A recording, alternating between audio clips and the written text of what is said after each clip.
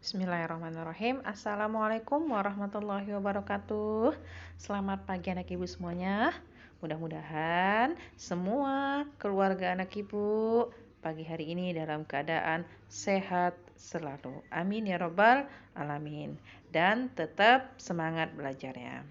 Anak ibu, pagi hari ini kita akan lanjutkan pelajaran bahasa Indonesia. Kita sudah masuk kepada tema 4, yaitu globalisasi. Di pertemuan ini kita langsung membahas subtema 1, subtema 2, dan subtema 3. Insya Allah di awal Desember nanti kita akan ujian semester ganjil.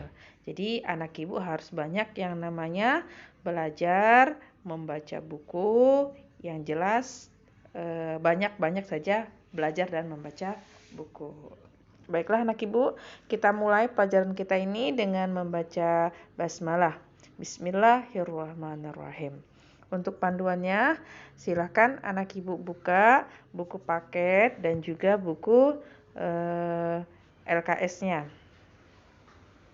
Ya, bermemudahkan ya. Nah, yaitu subtema 1 kita globalisasi di sekitarku, subtema 2-nya globalisasi dan manfaatnya, dan yang ketiga globalisasi dan cinta tanah air. Nah, di pertemuan yang kemarin kita sudah pernah membahas apa itu pengertian globalisasi anak ya. Nah, di sini kita akan mulai masuk ke pelajarannya. Ini dia, yaitu membaca teks eksplanasi. Nah, anak ibu masih ingat apa itu teks eksplanasi? Nah, bisa dilihat di sini anak ya. Teks eksplanasi yaitu merupakan teks yang berisi rangkaian penjelasan terkait proses terjadinya suatu fenomena. Nah, fenomena di sini bisa berupa fenomena alam maupun fenomena sosial dalam kehidupan sehari-hari. Nah, kemudian fenomena tersebut memiliki hubungan sebab akibat. Bagaimana hubungannya tersebut? Pasti menggunakan ada yang namanya kata tanya. Kata tanya apa? Mengapa dan bagaimana. Lalu apa saja bagian dari teks eksplanasi atau sering disebut dengan struktur teks eksplanasi apa saja? Masih ingat anak ya? Yang pertama namanya pernyataan umum, yaitu gambaran tentang penjelasan secara umum yang menjadi topik masalah. Nah, yang kedua namanya deretan penjelas, yaitu keterangan atau uraian dari proses fenomena atau peristiwa. Jadi dia harus berupa fakta dan faktanya itu ada dijelaskan pada deretan penjelas. Kemudian yang terakhir namanya interpretasi.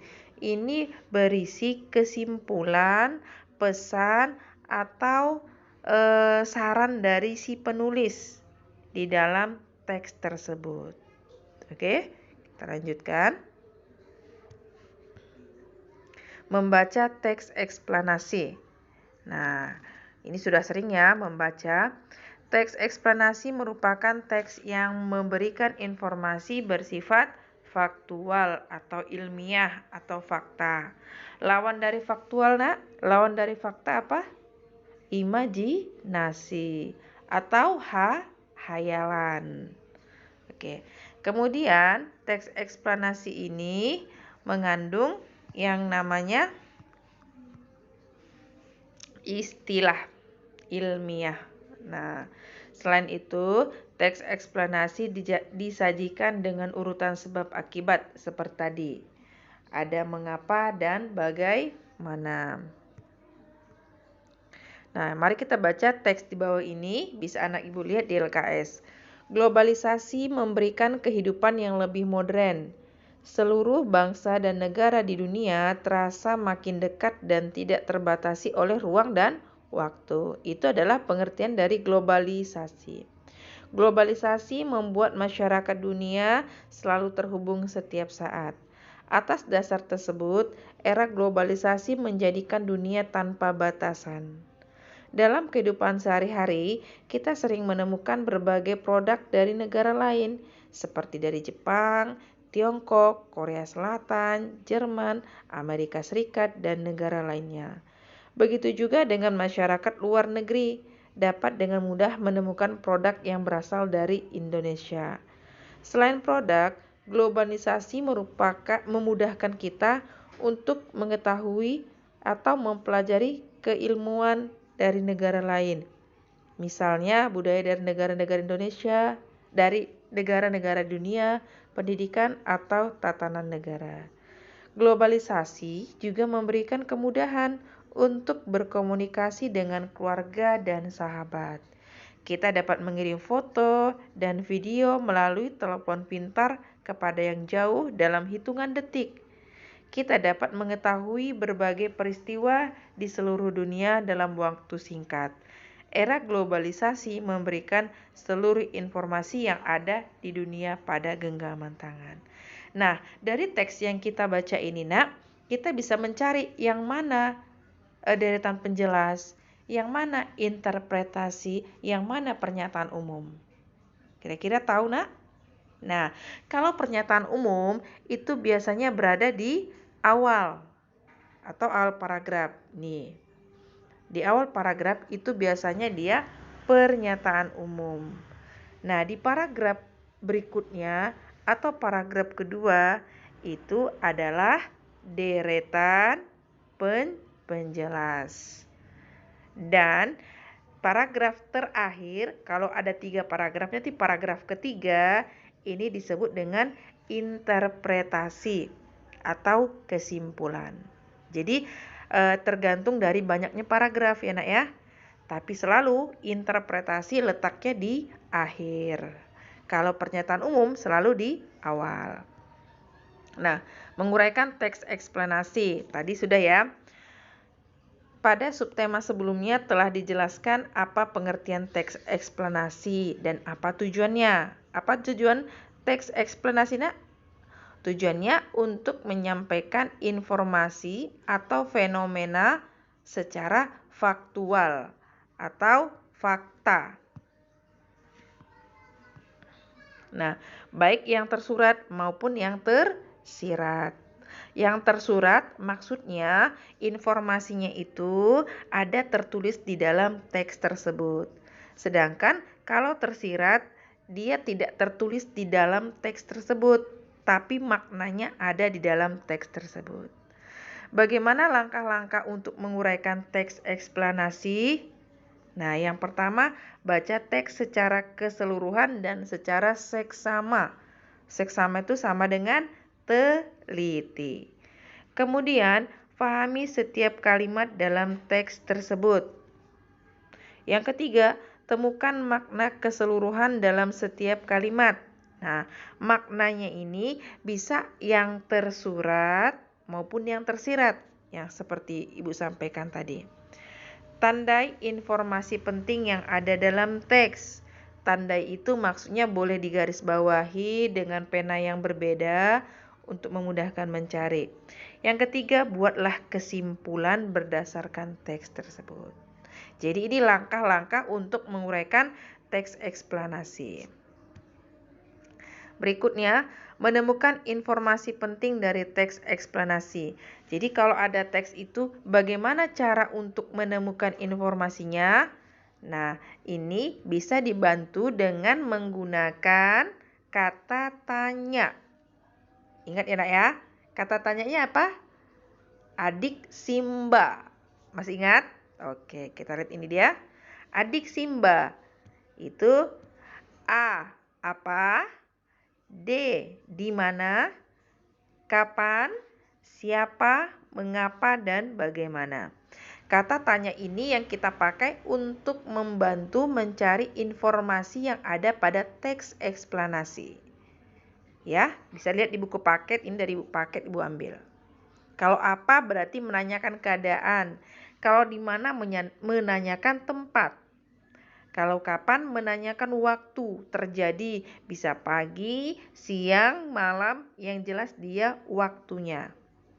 Kalau siapa itu menanyakan tokoh atau pelaku yang terkait dalam teks tersebut. Nah, sedangkan mengapa menanyakan alasan atau sebabnya, penyebabnya kenapa terjadi peristiwa tersebut. Sedangkan bagaimana itu cara atau proses terjadinya peristiwa tersebut.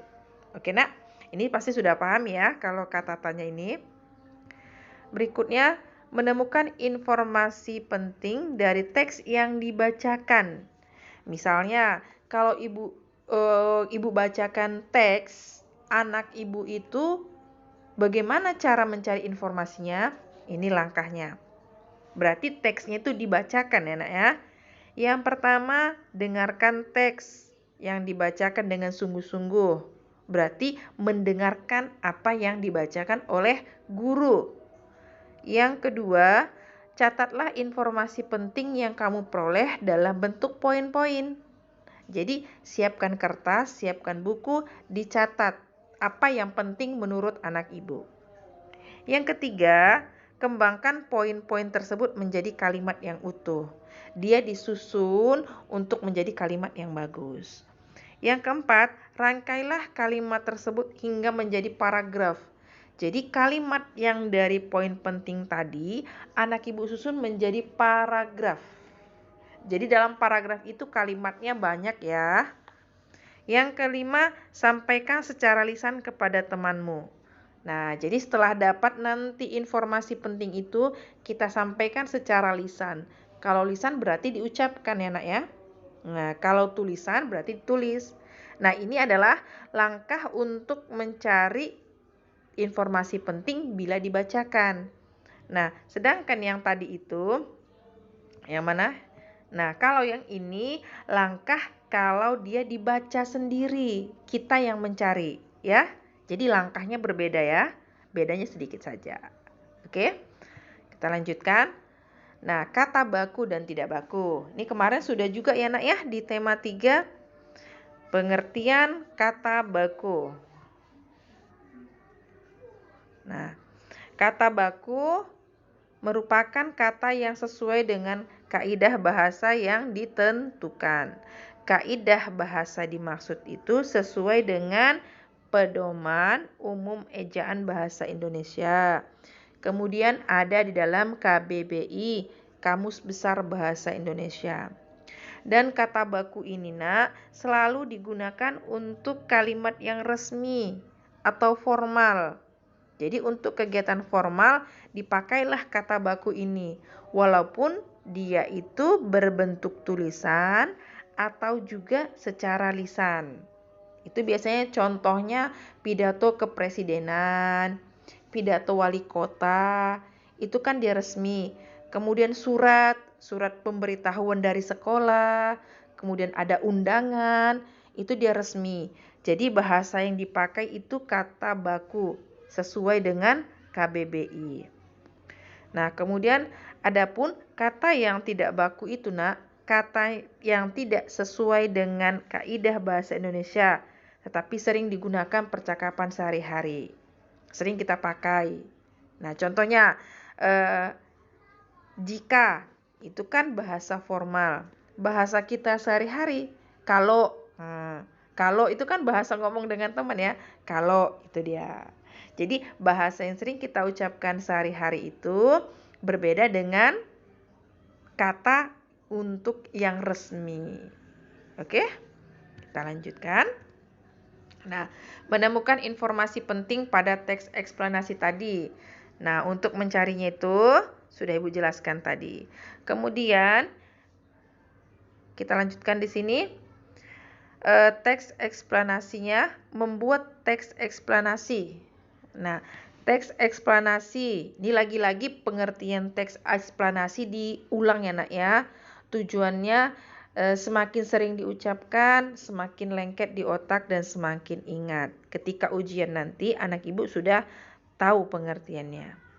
Teks eksplanasi merupakan teks yang menjelaskan sebuah peristiwa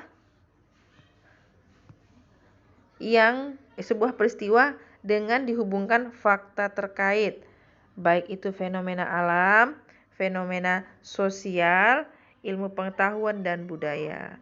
Tujuannya untuk memberikan informasi kepada pembaca.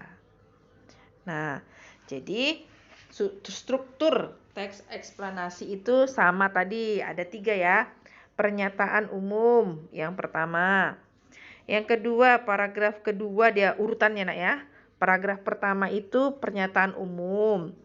Paragraf kedua deretan penjelas. Deretan penjelas inilah berisinya fakta, pembuktian, dan proses dari permasalahan.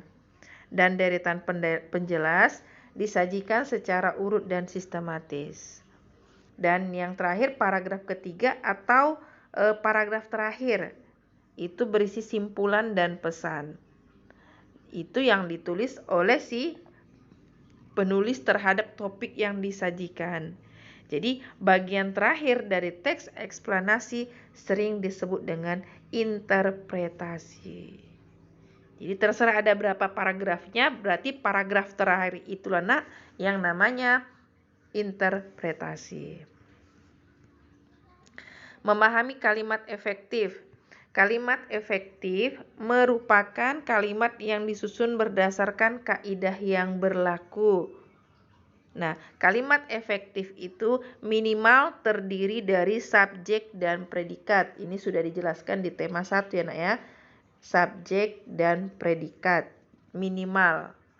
Serta pemilihan kata atau diksi yang tepat. Itu ciri dari kalimat efektif agar mudah dipahami oleh si pembaca. Selain hal tersebut, kalimat efektif mempunyai 6 prinsip dasar, yaitu kesatuan, kehematan, keparalelan, kelogisan, kepaduan, dan ketepatan. Contohnya, subjeknya itu adalah pelaku orangnya. Saya, contohnya ya. Saya, predikat itu adalah yang dikerjakan. Makan. Makan sampai di sini saja kalimat ini sudah betul. Tetapi lebih bagusnya dia pakai objek juga. Saya makan nasi goreng, disambung. Nah, saya ini adalah subjek. Subjek itu pelaku. Saya, kemudian nama orang ya. Nah, contoh lain lagi. Ibu membantu saya belajar. Subjeknya adalah ibu. Membantu adalah predikat. Oke? Nah, sampai di situ dulu untuk materi kita nak. Sebagai tugas anak ibu, tugasnya seperti biasa dikerjakan secara online. Link tugas ibu bagikan di grup ini. Kemudian soalnya ibu ambil dari LKS. Jadi nanti bisa anak ibu lihat, nomornya pasti berbeda dengan yang ibu buat, tapi soalnya dia sama. Jumlah soalnya 20 berbentuk pilihan ganda. Batas mengerjakan soalnya ini pukul 10 malam. Dan linknya itu otomatis tertutup nanti. Lewat jam 10, lewat 1 menit sudah tertutup ya nak. Setelah selesai mengerjakan, pindahkan nilai dan jawaban ke LKS. Jadi kalau jawaban anak ibu salah, di link itu sudah langsung muncul jawaban yang benar. Bisa anak ibu pindahkan ya. Dan yang terakhir, seperti biasa, siswa yang mengerjakan tugas berarti di absen hadir. Dan siswa yang tidak mengerjakan tugas di absen tidak hadir. Mohon konfirmasi ke ibu bila kondisi tidak bisa mengikuti pelajaran karena sakit atau hal lain. Jadi kalau anak ibu kondisinya kurang enak, sakit, tidak bisa belajar secara online, silahkan konfirmasikan ke ibu. Jadi di absen ibu nanti ibu buat keterangannya sakit. Jadi mohon kerjasamanya ya nak ya.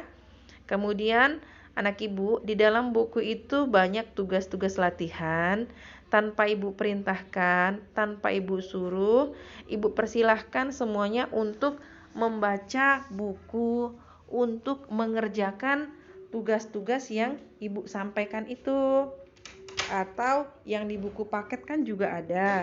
Jadi kerjakan saja nak yang mana ya. Insya Allah semakin sering belajar, semakin sering mengerjakan tugas, yang mendapatkan manfaatnya adalah anak ibu semuanya. Karena waktu kita untuk belajar online ini sangat terbatas, tugas yang Ibu berikan juga terbatas sesuai kondisi saat ini.